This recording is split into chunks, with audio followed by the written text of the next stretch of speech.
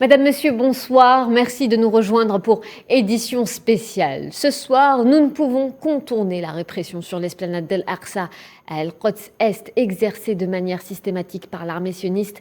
Depuis le début du Ramadan, les Palestiniens ont été empêchés d'accomplir leur prière du vendredi à la mosquée Al-Aqsa par la force et la répression exercée par l'armée sioniste. Les vendredis des Palestiniens se sont transformés en véritables cauchemars. Des heurts et des affrontements ont marqué ce mois sacré. Ne respectant aucune règle, l'armée sioniste a transgressé et violé l'enceinte même de la mosquée d'Al-Aqsa, prenant en otage des civils désarmés en train de prier. Hier, le monde a célébré la journée mondiale d'Al-Quds. Des manifestations ont été observées à Bahreïn, un peu partout en Iran, et aujourd'hui au Maroc. Les populations crient leur colère et dénoncent la normalisation de leurs États, montrant une fois de plus que la Palestine est au fond des cœurs des peuples. Autre victoire à mettre au profit de la question palestinienne, un véritable revers pour les sionistes de tous bords et plus particulièrement en France qui, au nom de l'antisémitisme, font feu de tout bois. La plus haute juridiction de la justice administrative française vient de suspendre la dissolution de 2 associations pro-palestiniennes qui étaient dans le viseur de certains détracteurs sionistes.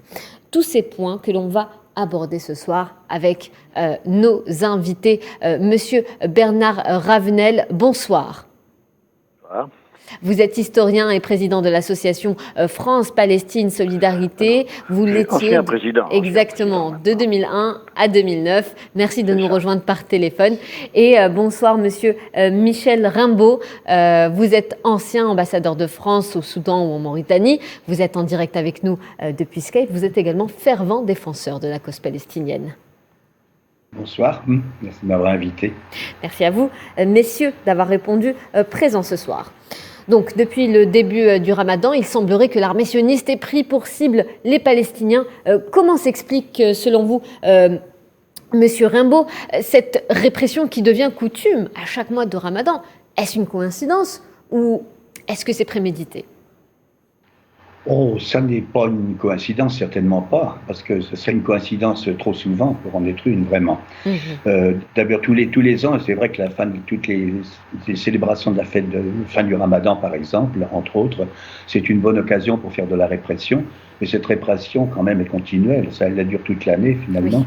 Mais avec une violence particulière, au moment, parce que c'est une date symbolique.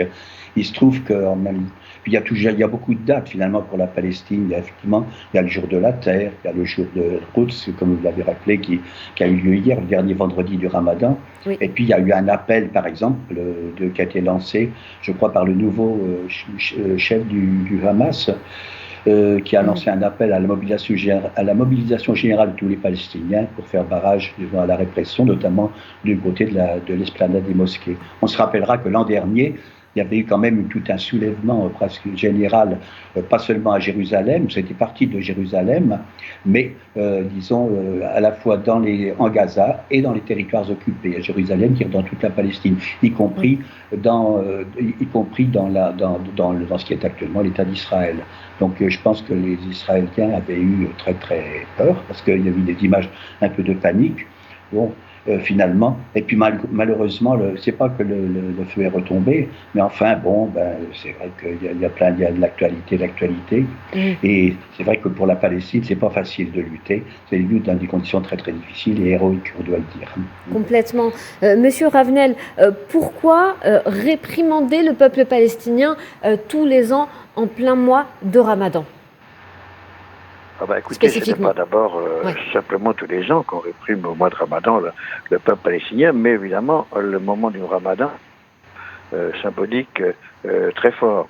Oui. Je crois que le problème qui se pose maintenant, c'est qu'on avait cru pendant un temps, et le pouvoir israélien l'a peut-être cru aussi, qu'on avait enterré la question palestinienne et les Palestiniens qui ne supportent plus la situation, ont aussi, n'ont pas renoncé à exprimer leurs revendications, leurs volontés, à l'occasion, bien sûr, du Ramadan, qui est pour eux une date symbolique très forte.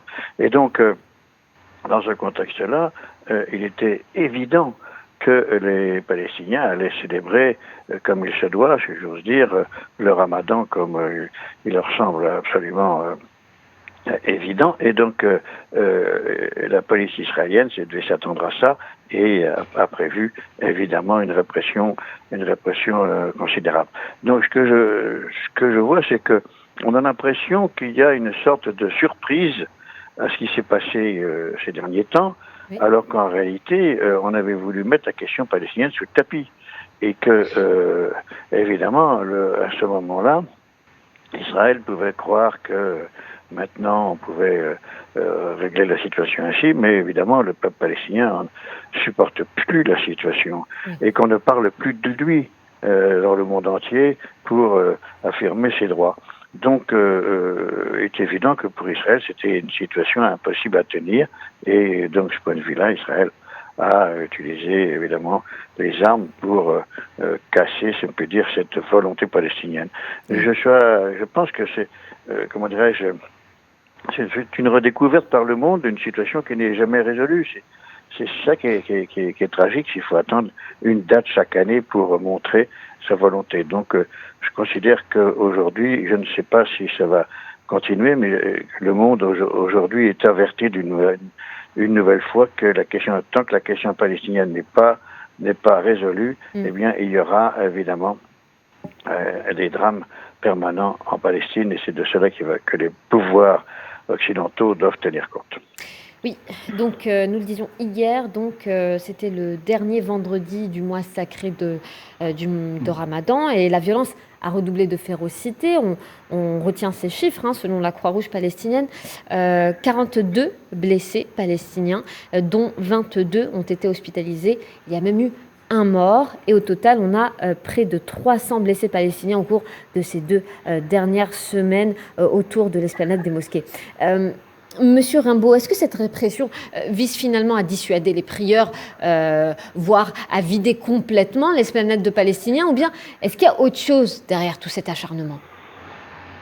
Je pense qu'il y a certainement le côté symbolique de l'esplanade des mosquées, de la période du Ramadan, mais aussi, je crois qu'il y a autre chose, effectivement, comme m'a dit le premier intervenant, M. Ravenel. Dont je partage les idées. Oui. Je pense qu'il y a certainement une volonté de la part des Israéliens, c'est leur technique, de banaliser le problème palestinien, ou plutôt de le faire oublier. On a déjà réussi finalement depuis 1947, où c'était un problème politique, puisque Israël est le seul État de la communauté internationale qui a été fondé par une résolution des Nations Unies dans leur grande majesté, et finalement dans leur grande injustice peut-être. Bon, et ensuite c'est devenu au fil des ans une affaire de réfugiés. C'était la technique d'Israël de le transformer comme tel. Et puis à la fin, c'est devenu, j'allais dire, presque une question d'administration pénitentiaire, parce qu'il s'agit de régler le sort de la prison à ciel ouvert qui est Gaza, et puis en Palestine, de faire en sorte que ça bouge pas trop, et puis de transformer la Palestine en une espèce de nuée de postillons, j'allais dire, si vous me permettez l'expression, sur la Palestine, et de faire oublier la Palestine sous les dégâts, et de banaliser. Et je crois malheureusement que c'est quelque chose qui marche entre 2 explosions. Les Palestiniens, depuis qu'il y a eu la transaction du siècle, qui consistait à réduire la cause palestinienne d'une cause politique à une espèce de transaction commerciale. On vous donne quelques millions de dollars, et puis hop, vous vous débrouillez comme ça, puis après on n'entend plus parler, il n'y a plus de Palestine. C'est certainement pas comme ça que ça se terminera, je n'ai jamais cru. La Palestine est la cause centrale des Arabes, la cause sacrée des Arabes et des musulmans, je crois bien, en même temps. Non seulement je le crois, mais j'en suis sûr, et donc ça ne peut pas se terminer comme ça. Alors je pense que pourtant, dans l'actualité, si on voit l'actualité de ces mois derniers, il y a tous les autres événements internationaux, il y a d'autres conflits dans le monde arabe, dans le monde musulman et ailleurs, comme en Ukraine, etc., etc. Tous ces conflits sont profondément liés, et ensuite on peut voir que donc s'il n'y a pas de banalisation possible, néanmoins, disons, Israël tente sa chance. Quand je vois le sommet du Negev, par exemple, qui a eu lieu récemment entre 4 chefs d'État arabes et le secrétaire aux affaires étrangères américain Blinken, c'est vrai qu'on pouvait penser, ils ont parlé de tout sauf de la Palestine, et ni du problème palestinien, en considérant qu'il faut que ça n'existait plus, que c'est un truc banal. Alors effectivement, je pense que les États, un certain nombre d'États que vous connaissez mieux que moi, qui ont reconnu Israël, qui ont normalisé, sous une poussée abrahamique, par exemple, causent un tort, évidemment, très très fort à la cause palestinienne. Et c'est un peu déprimant, parce que finalement, ça attaque les Palestiniens du côté où ils s'y attendaient pas, où ils s'y attendaient le moins. Mais, encore une fois, tout ceci est temporaire, ça ne nuit pas à la légitimité, et je crois que le combat continue. Alors, vous avez cité la France, je peux y revenir si vous voulez, mais j'ai noté, comme vous, quand même, qu'il y a une gifle qui a été donnée au ministre de l'Intérieur sortant, du gouvernement Macron, M. Darmanin. Et donc le Conseil d'État a annulé la décision du ministère de l'Intérieur de suspendre les activités donc de l'Action Palestine et Palestine. Oui, je vous laisse. Oui. D'accord. On reviendra sur ce point dans un petit instant. Tout d'abord, on va se concentrer sur cette journée mondiale d'Al-Quds et ces manifestants qui sont sortis hier dans des pays musulmans comme l'Iran ou le Bahreïn et même au Maroc aujourd'hui en solidarité justement avec les Palestiniens victimes de répression. Ils dénoncent cette violence mais aussi la normalisation de leurs États. J'ai fait référence au Bahreïn et au Maroc. Monsieur Ravenel, beaucoup d'observateurs y voient un signe positif que les séries de normalisation n'ont pas complètement anesthésié la ferveur des peuples concernant les causes justes. Qu'est-ce que vous en pensez ? Écoutez, la cause est loin d'être, comment dirais-je, annulée là-dessus. Je crois que je voulais dire aussi que c'est Jérusalem qui est le problème désormais central pour la question palestinienne. Et je crois qu'elle le sera tout le temps. Et d'ailleurs, ça la posera et se pose dès maintenant la question de la mobilisation des peuples musulmans et des États musulmans surtout pour régler enfin la question palestinienne. Donc ça, pour moi, c'est très important. Et je crois que les Palestiniens ont très bien compris que tant que on ne laissera pas les Palestiniens prier, si on peut dire, sur l'esplanade des mosquées, eh bien, la question palestinienne ne sera pas résolue et Israël devra le savoir. Mais ce que je voulais aussi vous ajouter, c'est que la décision française d'annuler un peu le décret de dissolution du collectif Palestine vaincra là est une décision qui montre d'ailleurs l'indépendance de la justice française par rapport au pouvoir qui croyait avoir une victoire facile en décidant cette dissolution. C'est important pour l'avenir de la mobilisation par la question palestinienne en France, qui s'est un petit peu endormie, si on peut dire, ces derniers mois, pour ne pas dire ces dernières années. Et je crois qu'il y aura une nécessité dans les temps proches qui viennent, y compris d'ailleurs avec ce qui s'est passé en France avec les nouvelles élections, qu'il y ait une mobilisation française large pour que le pouvoir français repose de manière un peu plus forte que d'habitude, si on peut dire, la nécessité d'une solution de la question palestinienne, d'un État palestinien.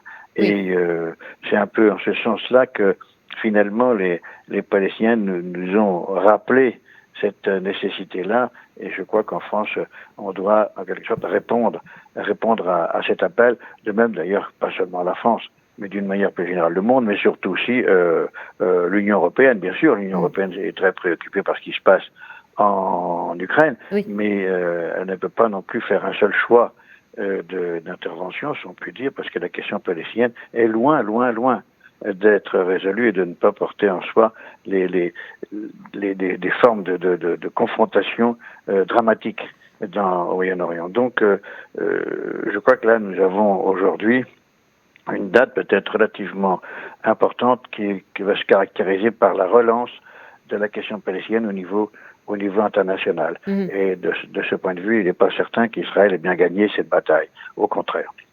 Eh bien, messieurs, la transition est toute faite pour parler de cette suspension du Conseil d'État de la mesure de dissolution de 2 associations pro-palestiniennes prises par décret, donc, vous l'aviez bien précisé, par le Conseil des ministres en mars dernier. Les magistrats ont estimé que, je cite, les prises de position donc, et les publications de ces associations n'encouragent en rien à la discrimination, à la haine ou à la violence envers un groupe de personnes. On regarde ce sujet signé Souhila Akila et on revient tout de suite.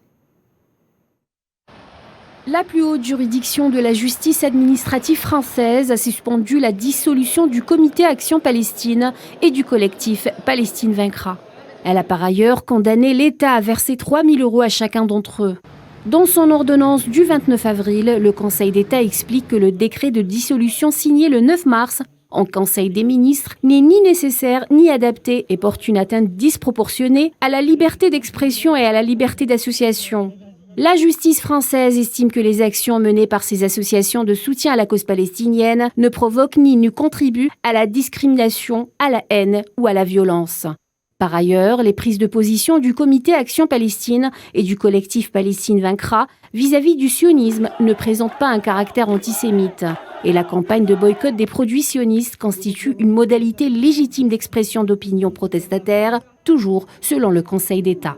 Cette décision judiciaire en a ravi plus d'un. Sur les réseaux sociaux, les défenseurs de la cause palestinienne ont exprimé leur joie et ont salué cette initiative du Conseil d'État qui sonne comme un revers à l'encontre du gouvernement français.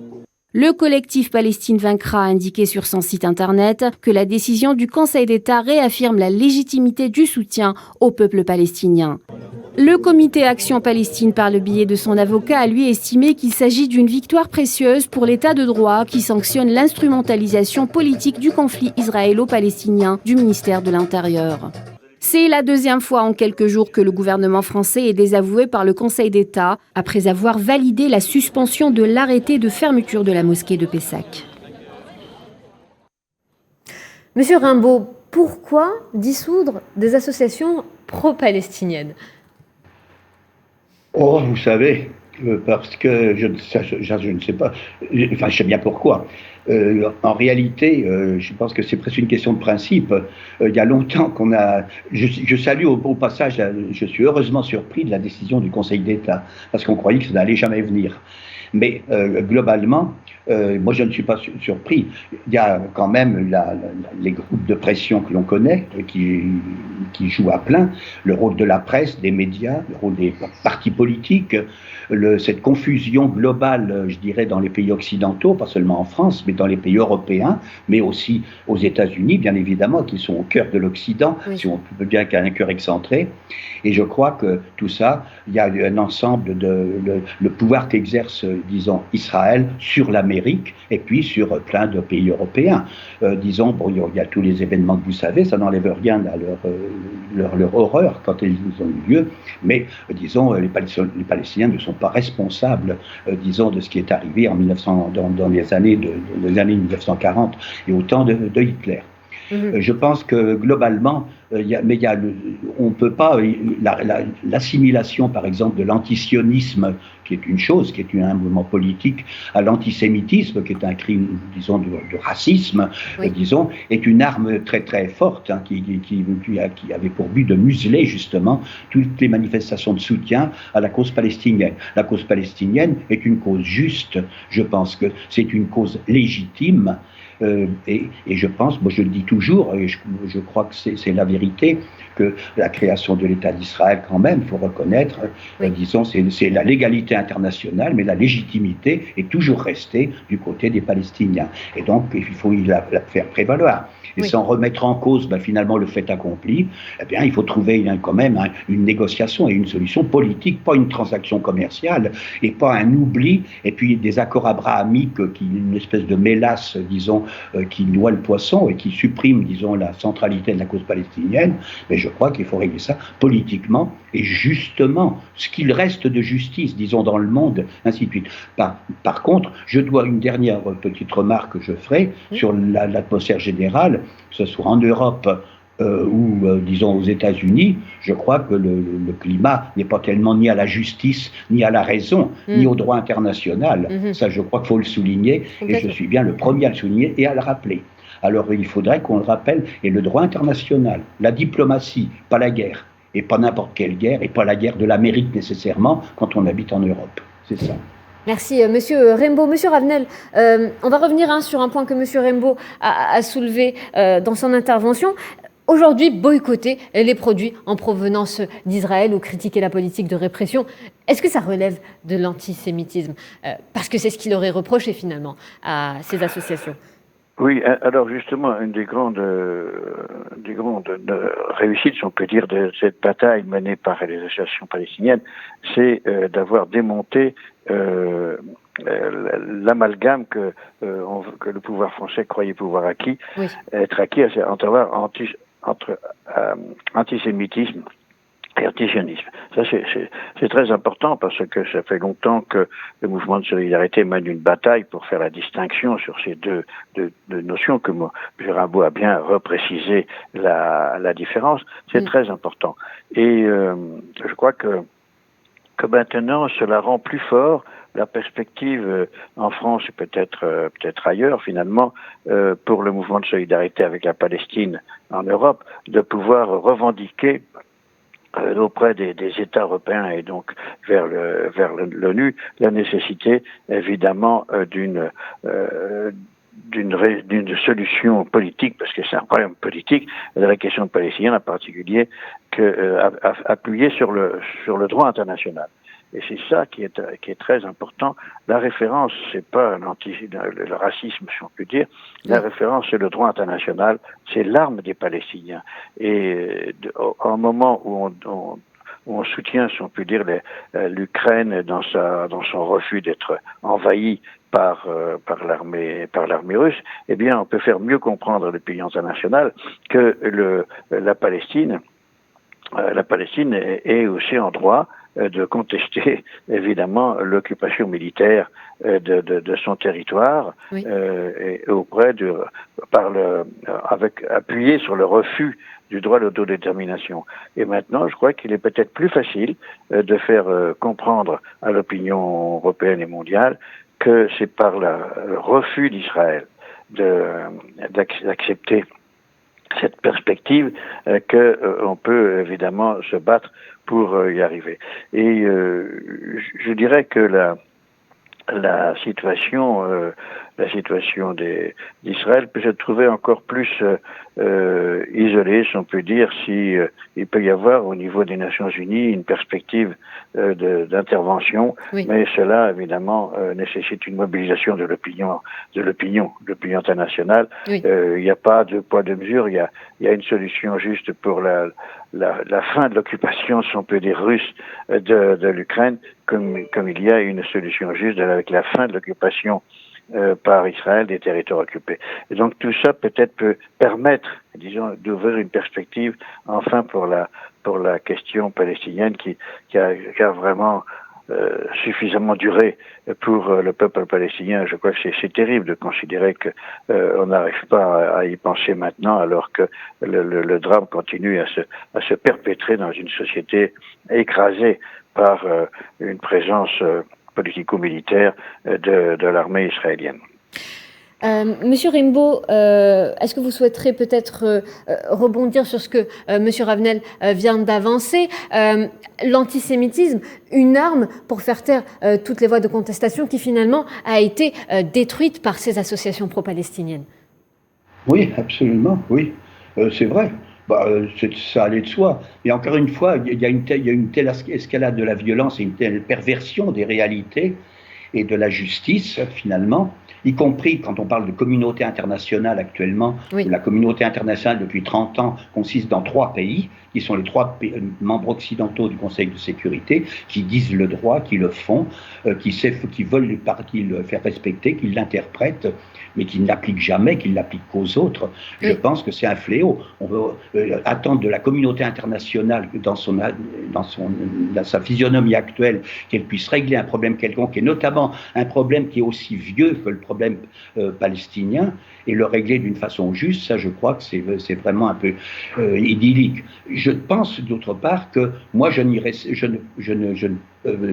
n'assimilerai pas du tout, disons par exemple la crise ukrainienne avec le problème palestinien. Ce sont 2 problèmes différents. On ne peut pas faire et d'ailleurs, parce que la justice, finalement, ça dépend où on la place et où on place la légalité, la légitimité, je dirais, de tel ou tel instrument. Alors je n'assimile pas du tout disons, la Russie sur l'Ukraine et les Palestiniens sur Israël, en fait, c'est vrai que c'est pas des problèmes comparables de mon point de vue, du point de vue historique, du point de vue de la justice, c'est pas comparable. La question palestinienne a sa propre légitimité, son injustice criante depuis la création de l'État d'Israël.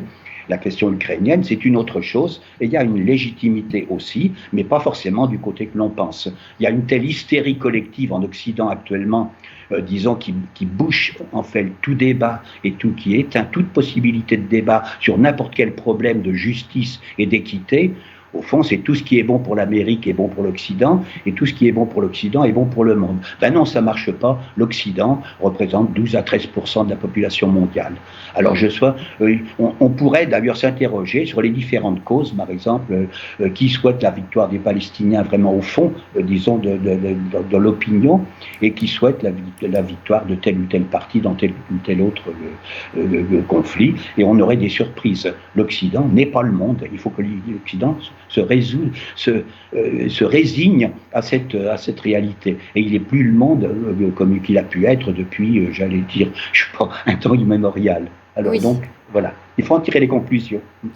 Merci, Monsieur Rimbaud. Monsieur Ravenel, Monsieur Rimbaud parle de faire une comparaison qu'il ne faudrait pas faire la comparaison justement entre le conflit palestinien et le conflit en Ukraine. Pourtant, faire une comparaison, ça met aussi en exergue la lenteur de réaction de la part de la communauté internationale, le mutisme quand il s'agit de la cause palestinienne, Monsieur Ravenel.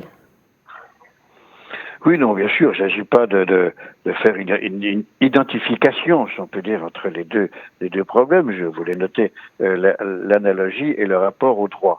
Et je crois qu'il y a un rapport au non-respect du droit international qui est, je le répète souvent, surtout l'arme principale des Palestiniens et qui justement est la caractérisation aussi du refus des États-Unis et de l'Occident de régler la question palestinienne. Donc, il y a une grande différence entre les deux situations, mais c'était la question du droit international méprisée par l'Occident pour la Palestine. Et c'est de cela qu'il faut sans arrêt rappeler, à savoir qu'il n'y aura pas de calme, si on peut dire, au Moyen-Orient, tant que le droit tel qu'il est reconnu aux Palestiniens ne sera pas appliqué. C'est de cela que je voulais parler. Et peut-être, c'est un espoir que je peux avoir, que la situation de guerre qui règne aujourd'hui en Ukraine pourrait en quelque sorte faire comprendre aussi à l'Occident, qui n'a pas beaucoup de bonnes raisons, de faire en sorte que ce n'est pas en refusant de régler un problème qu'on le règle.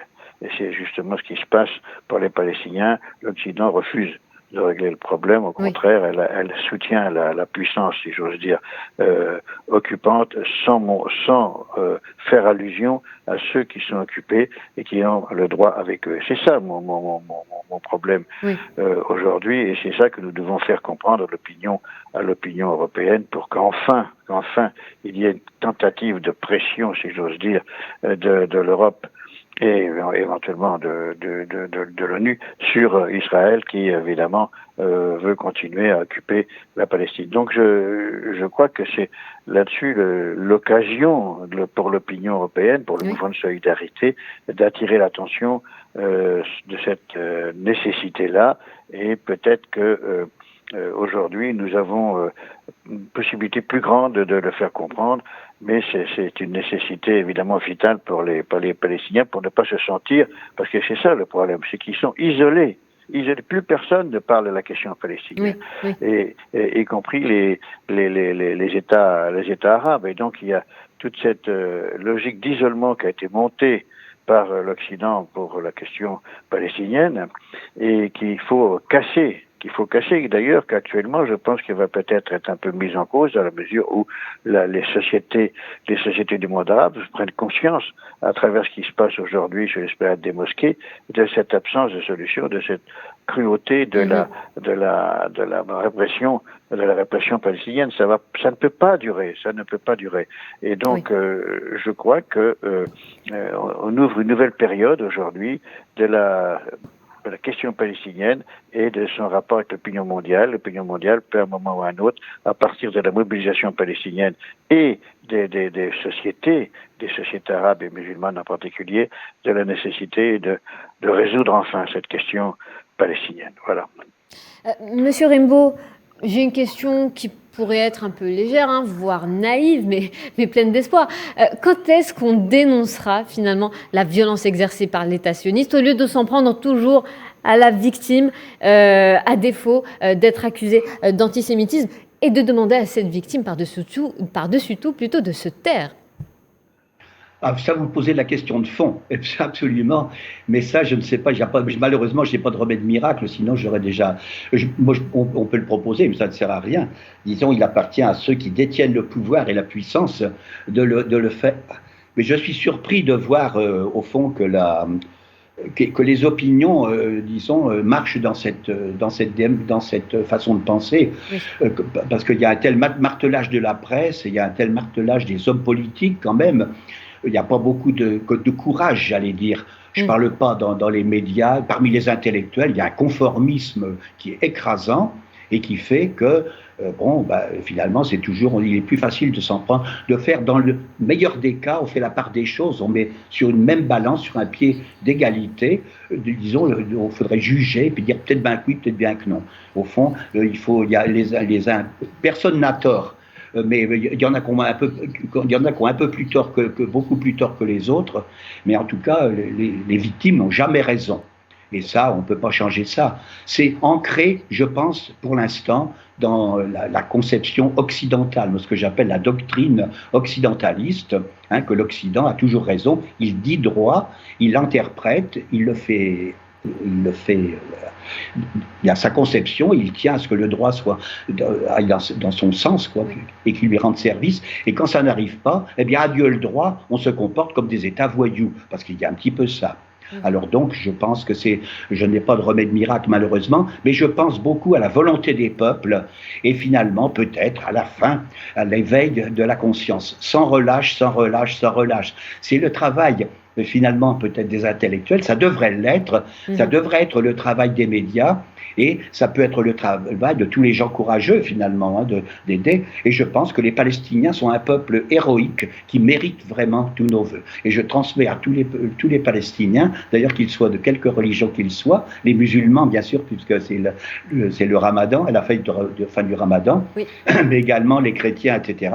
Oui. Et je pense que c'est le moment de leur célébrer. Et je transmets tous mes souhaits de résistance et de prospérité et de paix, finalement, à l'Algérie, dont je note quand même qu'elle fait son grand retour en pays résistant et que c'est un pays qui a toujours tenu bon parmi au travers de toutes les épreuves qui ont affligé et qui se sont acharnés sur le monde arabe et sur le monde musulman, notamment depuis une trentaine d'années, devant ce que j'appelle le moment unipolaire américain, depuis que l'Occident est devenu ce qu'il est, c'est-à-dire je dirige le monde à trois.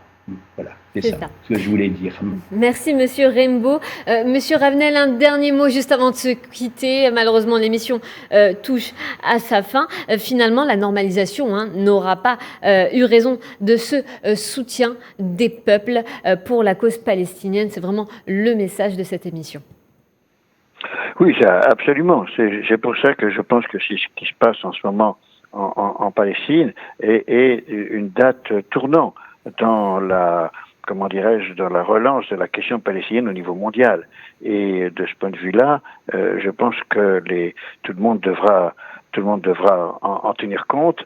Et c'est bien sûr le rôle en France, en Europe, des mouvements de solidarité, des intellectuels, effectivement, de faire en sorte que cette reprise de conscience de la question palestinienne soit en quelque sorte aussi suivie d'une reprise de conscience des pouvoirs des pouvoirs politiques en Europe et éventuellement aux États-Unis, que s'il n'y a pas de solution de la question palestinienne, il n'y aura pas de paix au Moyen-Orient. Oui. Et que c'est de cela qu'il va falloir réfléchir, et en particulier pour l'avenir non seulement, bien sûr, des Palestiniens, mais aussi l'avenir d'Israël. Il n'y a pas de solution militaire à la question palestinienne. Et c'est de cela qu'il va falloir prendre conscience pour enfin que les Palestiniens voient réaliser leur droit à l'autodétermination, si j'ose dire. Et de ce point de vue-là, ce qui se passe aujourd'hui à Jérusalem, parce que c'est le point clé maintenant de la question palestinienne, peut être un point de départ d'une reprise de conscience de l'opinion mondiale de la nécessité d'une solution politique de la question palestinienne. Et c'est dans ce sens que, en France en particulier, on va essayer évidemment d'agir au mieux possible avec le nouveau pouvoir, si on peut dire aussi, qui va s'installer en France. Mais il ne faut pas trop se faire d'illusions sur ce pouvoir si rien ne se fait dans la société. Merci Monsieur Bernard Ravenel d'avoir été en direct avec nous. Je le rappelle, vous êtes historien et vous avez été président de l'association France-Palestine Solidarité. Merci à vous également, Monsieur Michel Rimbaud. Vous êtes ancien ambassadeur de France et fervent défenseur de la cause palestinienne. Merci, messieurs, d'avoir été en direct avec nous ce soir. Et merci à vous de votre attention. Voilà, édition spéciale touche à sa fin. Retrouvez le journal télévisé dans quelques minutes à 18h, présenté par Riyad Lahri. D'ici là, je vous souhaite une excellente soirée sur Al24 News et Sahaf Turkom.